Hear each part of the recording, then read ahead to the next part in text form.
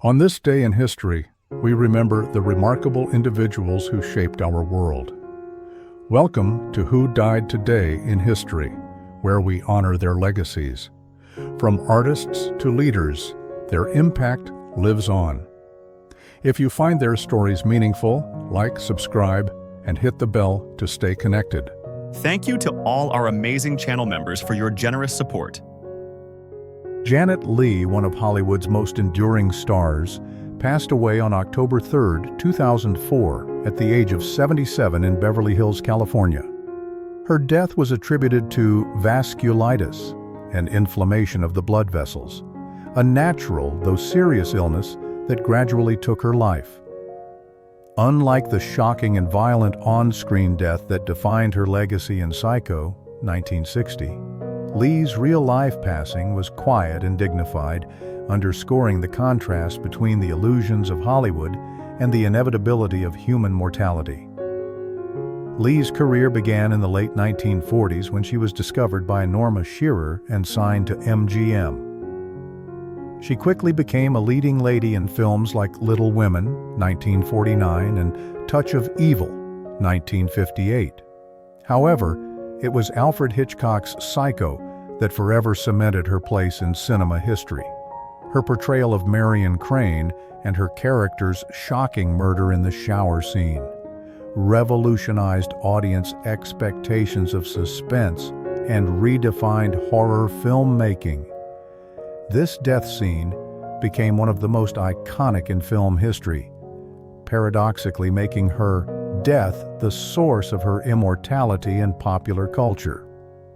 When Leigh passed away in 2004, the immediate consequence was an outpouring of tributes from fans, filmmakers, and co-stars who remembered her as both a consummate professional and a gracious presence off-screen. Her death marked the fading of a generation of actresses who had bridged Hollywood's golden age with the modern era. Importantly, her legacy did not diminish but rather deepened. Retrospectives of her films, particularly Psycho, surged in the years following her passing, reminding audiences how much she had reshaped the language of cinema. Her death reflected the broader values of her era. Leigh's career spanned decades of shifting cultural norms, from post-war optimism to the psychological complexity of the 1960s. She embodied both the glamour of Hollywood's studio system and the daring experimentation of New Hollywood. The endurance of her Psycho role illustrates society's fascination with fear, vulnerability, and the fragility of life, universal themes that her most famous scene brought to the forefront of collective memory. Janet Leigh's passing reveals how humanity processes mortality through art. While her life ended in quiet illness, her on-screen legacy endures as a symbol of vulnerability, innovation, and cultural change. She is immortalized not only in Hitchcock's masterpiece, but also through biographies, film festivals, and the career of her daughter, Jamie Lee Curtis, who carried forward the family's cinematic legacy. In remembering Leigh, we see how art transforms mortality into enduring memory, proving that while lives may end, cultural impact can remain eternal. Claudia Jennings, often remembered as the Queen of B-movies and a Playboy Playmate of the Year, 1970, died tragically in a car accident on October 3, 1979, at the age of 29. Driving her Volkswagen convertible on the Pacific Coast Highway, Jennings reportedly lost control and collided with a van, a violent and sudden end that echoed the fast-paced, often perilous lifestyle associated with Hollywood's countercultural 1970s. Unlike natural passings that allow for reflection and closure, her death was abrupt, shocking, and emblematic of an era in which youthful experimentation and risk-taking frequently ended in tragedy. Jennings's career reflected both the opportunities and pitfalls of her time. After her Playboy fame, she transitioned to acting, starring in cult favorites like Gator Bait, 1974, and Truck Stop Women, 1974. While dismissed by critics as exploitation cinema, These films made her a recognizable figure in the landscape of low-budget 1970s cinema, a period when boundaries of sexuality and violence on screen were being tested. Just before her death, she was reportedly being considered as a replacement for Kate Jackson on the hit TV show Charlie's Angels, a role that might have catapulted her into mainstream stardom. Her untimely death cut short that possibility, leaving fans with a haunting what if that still lingers in conversations about her career. The immediate consequences of Jennings' passing were profound within her niche fan base and Hollywood circles. Her death not only shocked her admirers, but also reinforced the precarious nature of fame in an era when many young stars struggled to navigate sudden celebrity, substance abuse, and the demanding pressures of the entertainment industry. In Jennings's case, the accident underscored how quickly promise and ambition could be extinguished. Her death amplified her legend rather than diminished it. Like other stars who died young, James Dean, Sharon Tate, or Marilyn Monroe, Jennings became frozen in time, her image forever tied to youth, beauty, and unrealized potential. In this way, her passing reflected broader cultural anxieties of the 1970s, when societal freedoms expanded, but the dangers of excess and recklessness loomed large. Claudia Jennings' story reveals much about humanity's relationship with mortality and memory.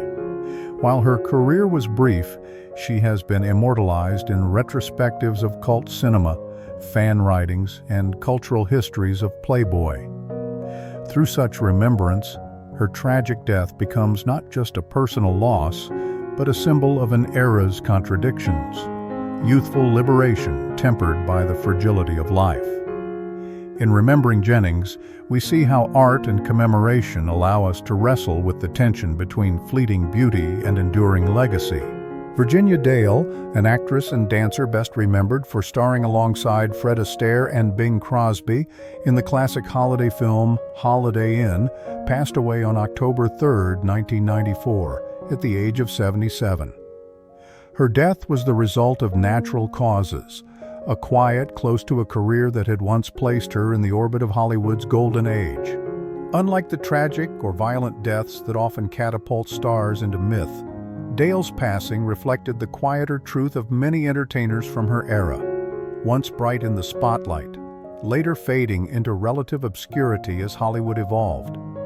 Born in 1917 in Charlotte, North Carolina, Dale came to prominence as part of the Albertina Rash Dancers before transitioning into film. She was active in the 1930s and 1940s, appearing in musicals and comedies that captured the lighthearted optimism Americans craved during the Great Depression and World War II.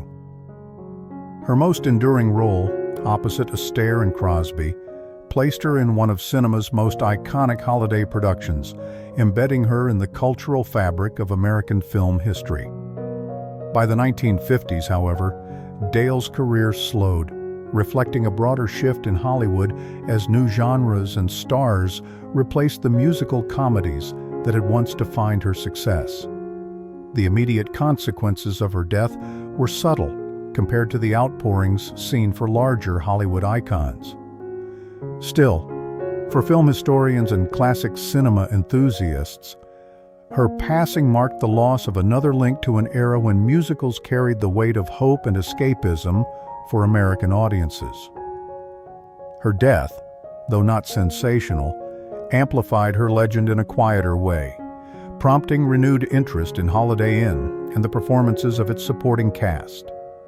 In this sense, Dale's departure served as a reminder that cultural memory does not only enshrine megastars, but also those who played meaningful supporting roles in shaping the cinematic landscape. Her passing illustrates a broader truth about humanity's relationship with mortality and memory, that not all legacies are forged through spectacle, but often through the enduring resonance of a single performance. Through annual holiday replays of Holiday Inn, Dale is continually remembered, her image tied to a film that has become a seasonal tradition for generations. In this way, art serves as her commemoration, transforming a performer who might otherwise be forgotten into a recurring presence in cultural memory. Her story reveals how cinema immortalizes even those whose names may fade, reminding us that legacy often resides in the roles that capture timeless emotions rather than the fame of the individual themselves. Cynthia Harris, the American actress best remembered for her nuanced performances in television and theater, passed away on October 3, 2021, at the age of 87. Her death was from natural causes, marking the close of a career that had spanned over 5 decades.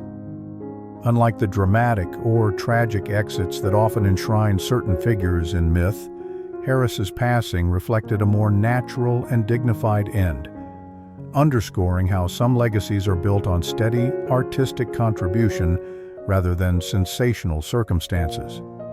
Born in 1934 in New York City, Harris embodied the values of mid-20th century American theater and television: professionalism, craft, and versatility. She was widely recognized for her portrayal of Wallis Simpson in the 1978 miniseries Edward and Mrs. Simpson, a role that earned her a BAFTA nomination and showcased her ability to humanize one of history's most polarizing women. For American audiences, she was perhaps most familiar as Sylvia Bookman, Paul Reiser's on-screen mother in the beloved sitcom Mad About You. Her career spanned both serious drama and comedic warmth, reflecting the era's growing appreciation for character actors who could lend depth to the screen without necessarily being marquee names. The immediate consequences of her passing were not seismic in the broader entertainment industry, but they were deeply felt among colleagues and audiences who valued her work. Tributes highlighted her ability to elevate every role she played, a reminder that the artistry of acting often lies not in celebrity but in craft. In many ways, her death amplified her legacy by prompting reflection on the indispensable but sometimes overlooked contributions of supporting actors in shaping cultural memory. Harris's passing underscores the era's ongoing dialogue about memory and mortality in the arts. While blockbuster stars dominate headlines, it is often actors like Harris who embody the heart of storytelling, grounding narratives with authenticity. Her legacy is preserved through film, television, and theater, but also through the enduring emotional resonance she brought to her characters. Ultimately, Cynthia Harris's death illustrates how humanity immortalizes figures, not only through fame, but through the emotional truths they leave behind. In art, literature, and commemoration, it is often the subtler voices that resonate longest, reminding us that memory is not only shaped by grandeur, but also by the intimate moments of connection that endure long after an artist is gone. Patricia Routledge, the distinguished English actress best known for her role as Hyacinth Bucket in the beloved sitcom Keeping Up Appearances, passed away at the age of 96. Her death was from natural causes, a gentle close to a long life defined by wit, talent, and cultural influence. Unlike the sudden or tragic losses that so often shake the public, Routledge's passing reflected the inevitable rhythm of mortality, a reminder that even those who bring laughter to millions are not exempt from life's quiet end. Routledge's career flourished in an era when television comedy held enormous sway in shaping popular culture. She embodied Hyacinth Bucket, the social climbing yet lovable snob, with such precision that the character became iconic across generations and countries. At the same time, she was an accomplished stage actress, lauded for her Shakespearean performances and musical theater roles. Her BAFTA and Olivier accolades revealed her as more than a comedian. She was a performer who straddled the line between high culture and everyday entertainment, reflecting the late 20th century's democratization of the arts. The immediate consequences of her passing were widespread tributes from fellow actors, critics, and fans who had grown up with her work. British media outlets celebrated her not only as a comedic genius, but as a national treasure whose artistry had brought both levity and depth to audiences. Her death amplified her legend by prompting a re-examination of keeping up appearances and its enduring satire of class, pretension, and human vanity. The show, already syndicated internationally, found renewed attention as viewers sought comfort in her most memorable role, proving how comedy can outlast even the darkest realities of mortality. Routledge's departure highlights how memory and art intertwine. Unlike political leaders or tragic figures, her influence lies in the joy she sparked, a joy preserved in recordings, stage memories, and the countless cultural references her work inspired. Her death reminds us that power is not always exercised through politics or conquest, but through the ability to touch lives with humor and humanity. In the end, Patricia Routledge's passing illustrates humanity's enduring desire to commemorate those who reflect our quirks back to us with compassion and laughter. Through television reruns, archival stage recordings, and the collective fondness of audiences, she remains immortal, proving that memory often rests not in grandeur, but in the shared smile of recognition her performances so effortlessly inspired. Ronnie Barker, one of Britain's most beloved comedians and actors, passed away on October 3, 2005, at the age of 76. His death, the result of heart failure after years of declining health, marked the end of an era in British comedy. Unlike the sudden or violent departures that often shock history, Barker's passing was one of natural decline, mirroring the quiet dignity with which he had lived much of his private life. Yet the cultural resonance of his loss was immense, reflecting the deep place he held in the collective imagination of post-war Britain. Barker rose to prominence during the 1960s and 1970s, when television comedy was central to British identity. Together with Ronnie Corbett, he formed The Two Ronnies, a double act that combined wordplay, satire, and slapstick into sketches that became household staples. Their humor reflected the shifting values of the time, lighthearted entertainment that provided relief from economic struggles and social change, while also poking fun at the absurdities of everyday life. Barker's work in Porridge, where he played prison inmate Norman Stanley Fletcher, further highlighted his talent for blending comedy with pathos, capturing the resilience and wit of ordinary people navigating difficult circumstances. The immediate consequences of Barker's death were widespread mourning across Britain. Tributes poured in from colleagues, politicians, and fans who recognized him not only as a comic, but as a craftsman of language and character. The BBC re-aired some of his most iconic sketches, reaffirming his role in shaping the golden age of British television comedy. For many, his death amplified his legend, freezing him in memory as part of a cultural moment when shared laughter united the nation in living rooms across the country. Barker's passing reflects how comedy itself is tied to the values of its era, valuing resilience, wit, and humanity in the face of societal shifts. His legacy demonstrates that power is not only found in political or military influence, but also in the ability to make generations laugh, to bring relief in uncertain times, and to create shared cultural touchstones. In the end, Ronnie Barker's death underscores humanity's desire to immortalize those who provide joy and meaning through art.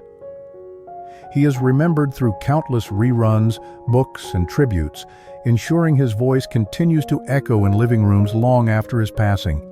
In laughter, memory becomes eternal, and Barker's genius ensures his presence endures.